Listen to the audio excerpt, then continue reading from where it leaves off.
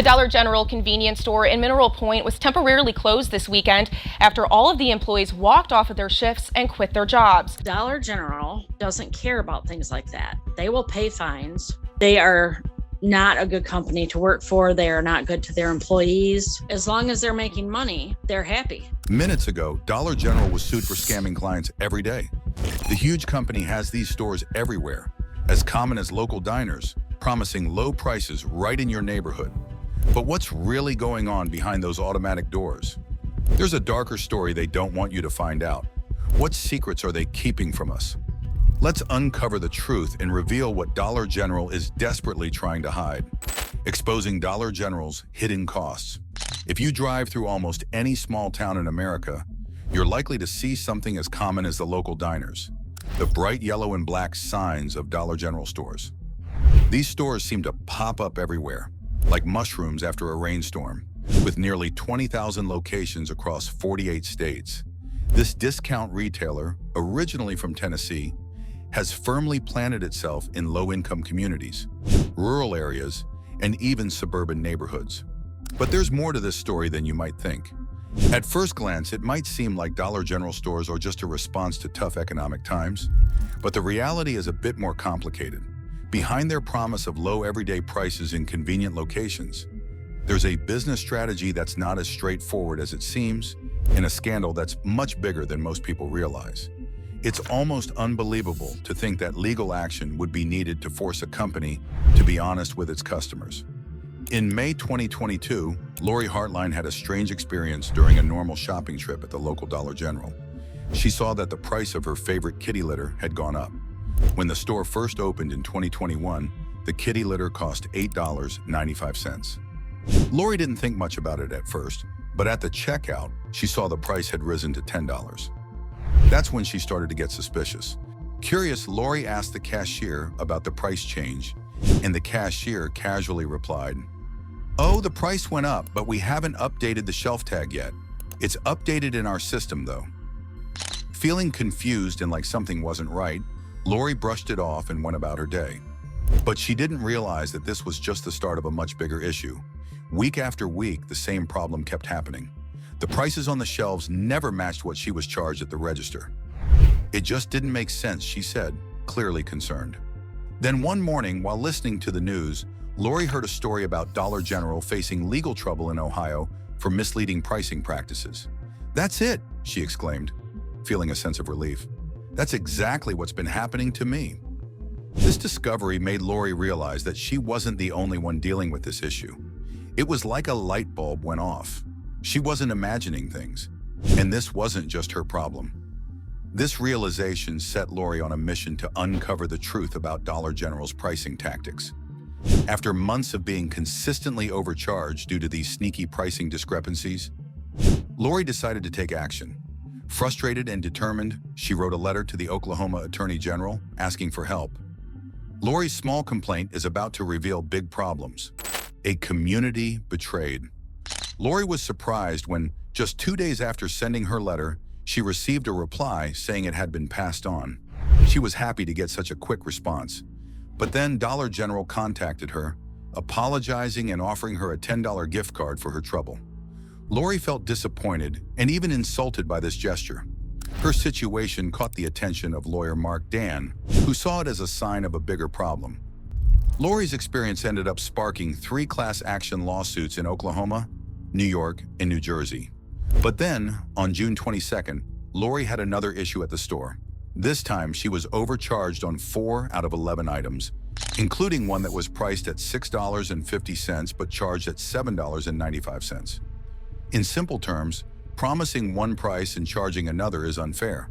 In many parts of the U.S., this is considered fraud, which is just another form of stealing. Although companies like Dollar General are treated as individuals under the law, they still have to follow the rules. Sadly, what happened at Dollar General is more common than most people think. Stacy Mitchell from the Institute for Local Self-Reliance pointed out that Dollar General focuses on areas where people have less economic and political power, taking advantage of the situation. They open so many stores in these areas that it's nearly impossible for new local businesses, like grocery stores, to survive. This keeps people in these communities in poverty because Dollar General profits from it. Mitchell mentioned that the poorest people often have no choice but to shop at Dollar General, even though they're being misled about prices. She sees this as one of the most harmful business practices she's come across. In most of America, there are systems in place to make sure the price you see is the price you pay at the checkout. These systems are supposed to catch any mistakes, and when they happen, they're usually fixed quickly. But with Dollar General, the problem was much bigger. More than 80% of their stores failed these price checks, and they didn't seem to do anything to fix the problem. This shows a serious lack of accountability in the company. Even after getting numerous warnings about their pricing errors, Dollar General didn't fix the issue, leading the Ohio Attorney General to take legal action against them. But this wasn't the only problem. During conversations, another major issue was revealed: how Dollar General treats its employees. It turns out that many employees don't get the training and support they need, which leads to frequent mistakes with pricing. Dollar General's decision to cut back on staff made their problems worse. Instead of following Ohio's rules on pricing, they focused more on cutting costs. With fewer employees, the chance of pricing errors increased. This shows the downside of putting profits ahead of legal and ethical responsibilities. Despite facing fines and lawsuits, Dollar General seems to view these penalties as just another expense, rather than a reason to change their ways. As a result, the current fines are not enough to stop the company from continuing with these bad practices. Since 2017, Dollar General has been fined over $20 million by state and federal authorities. In July 2023, they were hit with a lawsuit accusing them of a pricing scam. This lawsuit, led by Mark Dan, a former Attorney General of Ohio, claimed that the company displayed lower prices on the shelves than what customers were actually charged at the register. Dan compared this to taking small amounts of money from many people every day, and he believed Dollar General had been aware of this issue for a long time. The lawsuit argued that this practice was deceptive advertising and that it harmed a lot of people financially. Filed in New York, the lawsuit aimed to show that Dollar General broke state laws and sought compensation for those affected. As the lawsuit starts, surprising truths about Dollar General come to light. Mark Dan's crusade against Dollar General. Mark Dan's legal team gathered a lot of evidence, including public documents, to prove Dollar General's wrongdoing. A key focus of the case was on weights and measure standards, which ensure that products are correctly labeled for size and weight. According to Dan, Dollar General often failed these accuracy tests conducted by state and federal officials, with about 20% of their products failing. The main argument in the lawsuit was simple. The prices displayed on Dollar General's shelves often didn't match what customers were charged at the register, showing yet another example of the company's questionable practices. In 2019, Letitia James, the New York State Attorney General, had already fined Dollar General $1.2 million for selling expired products. Dollar General had agreed to improve its business practices as part of a settlement. These fines came after an investigation where undercover agents found that the store regularly sold outdated items, including medicines, and violated New York's recycling laws. Mark Dan mentioned that getting the class action lawsuit approved was in progress, but this process is often difficult, especially since recent Supreme Court rulings have made it harder for consumers to unite against large companies. There is clear evidence supporting the legal challenges brought against Dollar General and similar low-cost stores for their questionable practices. Several ongoing lawsuits are scrutinizing these stores, including Dollar General, for not following proper business ethics. For example, an article from Cleveland.com reveals that Dollar General has failed multiple inspections in Ohio, as shown by county records. Shockingly, in one county, all 14 Dollar General locations inspected did not meet the required standards. In one specific case, inspectors discovered that price tags in one store hadn't been updated for 2 years. While you might occasionally find items at these stores for less than the marked price, it's more common to be overcharged, with the extra costs ranging from 5 cents to a full dollar, according to inspection findings. In response to these pricing issues, Ohio's Attorney General, David Yost, took legal action in 2022, leading to a settlement of over $1 million. Of that, $750,000 was directed toward food banks and organizations that fight hunger. In a similar move, Missouri's Attorney General, Andrew Bailey, filed a lawsuit against Dollar General in September 2023 for suspected overcharging schemes. This lawsuit came after an investigation by his office and the Missouri Department of Agriculture's Weights and Measures Division, which found pricing mistakes in more than half of the stores inspected, with some items overpriced by as much as $6.50. Kennedy Smith, a key researcher at the Institute for Local Self-Reliance, pointed out that Ohio's legal checks often found pricing errors well above the allowable limits, with one store having mistakes in up to 88% of cases. Smith raised concerns about whether these errors were accidental or intentional, noting that the mistakes mostly benefited the store, suggesting a focus on profit over following the law. Even in places where you'd least expect it, like some restaurants in Washington, D.C., customers have discovered surprise charges added to their bills, such as an extra 3.5% fee. However, the people most impacted by these deceptive pricing tactics are the customers of budget stores like Dollar General, Walmart, and Dollar Tree, which are often located in poorer areas with large populations of people of color. The lawsuit's findings begin to show how deep the problems go. The strategic expansion of discount retailers. These discount retailers strategically place their stores in low-income rural areas and communities predominantly made up of Black and Latino residents. By doing this, they push out local grocery stores and offer cheaper, but usually lower quality products. A report titled Dollar Store Invasion by the Institute for Local Self-Reliance discusses how these chains take advantage of the lack of regulations, combined with issues like food scarcity and poverty, to make a profit. It points out that in urban areas, it's common to find clusters of dollar stores in certain neighborhoods, which is shown through maps of 8 major cities. In rural areas, these stores are often set up near the only local grocery store, often causing it to close down, which makes it even harder for these communities to access fresh food. This problem especially affects communities of color. Dollar General's large presence means even small price mistakes can become a big issue. With over 19,000 stores, mostly in struggling urban and rural areas, these errors can seriously affect customers, many of whom earn around $35,000 a year. Often, these stores are the only nearby option, forcing customers to either pay more or travel further for alternatives.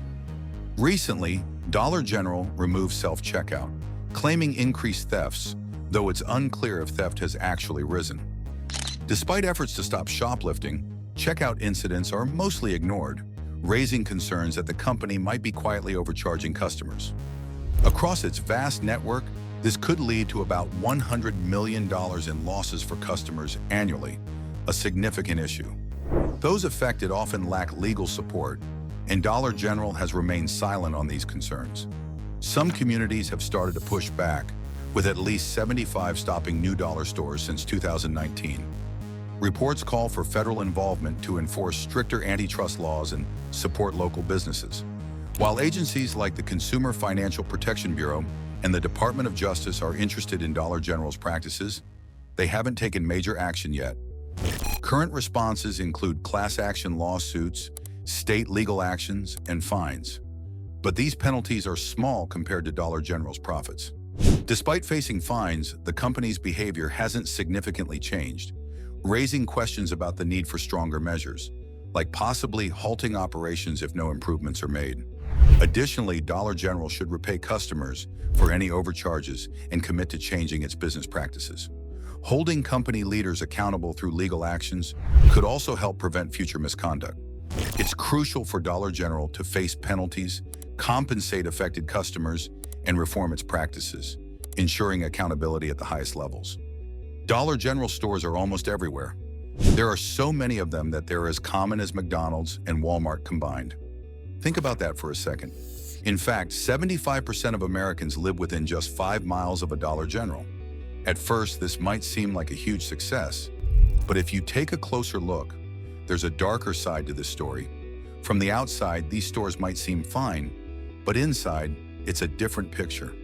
The employees work really hard day after day, helping the company grow and make a lot of money. Take one worker's story as an example. He was completely exhausted from working long hours without a break. Things got worse when he was given more tasks without any extra pay or appreciation. Finally, he'd had enough and decided to stand up against this unfair treatment. When he looks back at his time with the company, he's filled with anger. Dollar General makes billions of dollars, but its workers get paid very little. Meanwhile, the people who own shares in the company are getting richer through stock buybacks.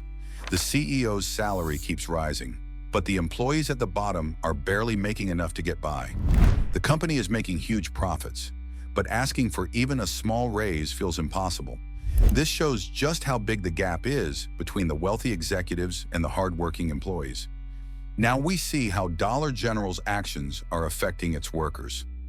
The hidden costs of Dollar General's expansion.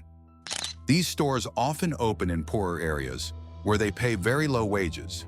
In fact, they pay their employees less than almost any other major retailer, with wages barely above the minimum in most places. Meanwhile, companies like Target are starting to offer a $15 minimum wage in some states like Oklahoma and Georgia. It's shocking to realize that many Medicaid recipients in some states are Dollar General employees. The company's leaders need to understand why so many employees are quitting. It's not just about the low pay, it's also about struggling to afford basic needs like housing and healthcare, and feeling undervalued despite all the hard work. Employees are supposed to be paid for a 40-hour work week, but managers often find themselves working 60 to 80 hours without any extra pay. This practice of overworking managers and understaffing stores has also made them more vulnerable to crime. Employees had to deal with angry customers and dangerous situations that often required the police. The growing frustration among workers highlights a deep and ongoing problem with how the company operates and treats its employees. Workers across the U.S. are speaking out about the big differences in wages and the tough conditions they face on the job. Dollar General is known for not hiring enough staff and making their salaried employees work too much. This situation is likely to continue unless there are changes in the rules. Even though Dollar General claims to help the working class when they open a store in a new area, the truth is that their presence often drives out other businesses and reduces job opportunities. While many stores in the U.S., like Toys R Us, Foot Locker, J.Crew, and Macy's, are closing, Dollar General is doing the opposite. Not only are they staying open, but they're also expanding. They move into markets that others avoid, making a lot of money from this strategy. David Proctor, who studies small-town grocery stores in Kansas, spends about 20% of his time traveling and talking to store owners. Lately, he's noticed that more of these conversations are about how Dollar General is moving into their communities. Dollar General has been part of the retail market since the 1950s, selling everything from household essentials to food items like eggs and milk.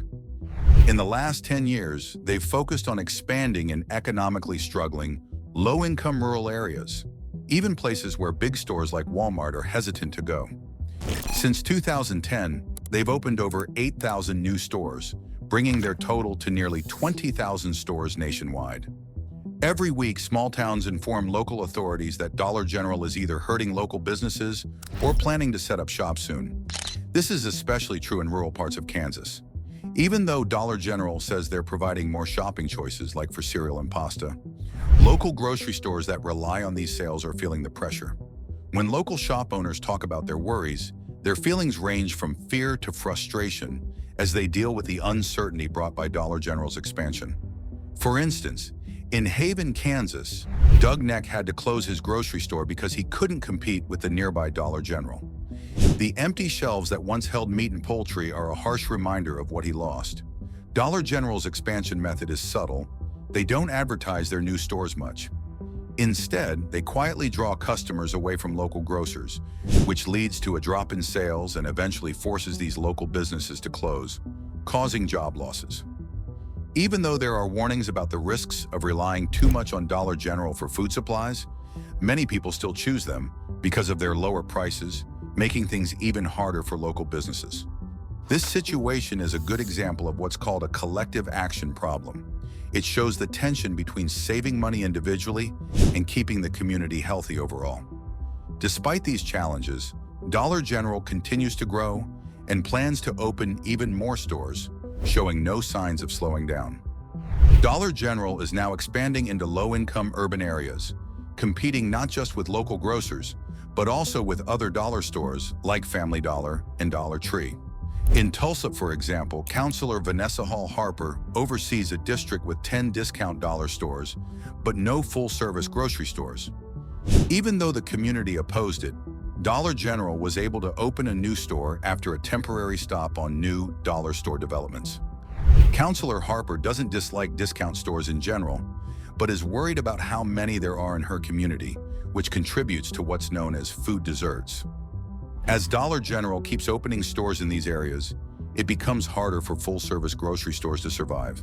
The limited shopping options force residents to shop where they can afford, which strengthens Dollar General's control and limits access to affordable, healthy food.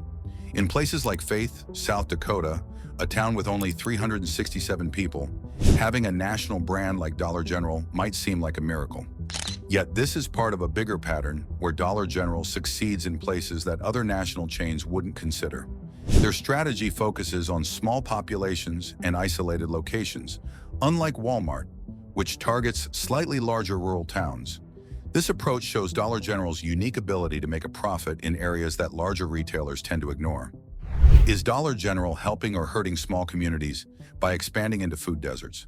Share your thoughts in the comments, and if you found this discussion interesting, don't forget to like, subscribe for more.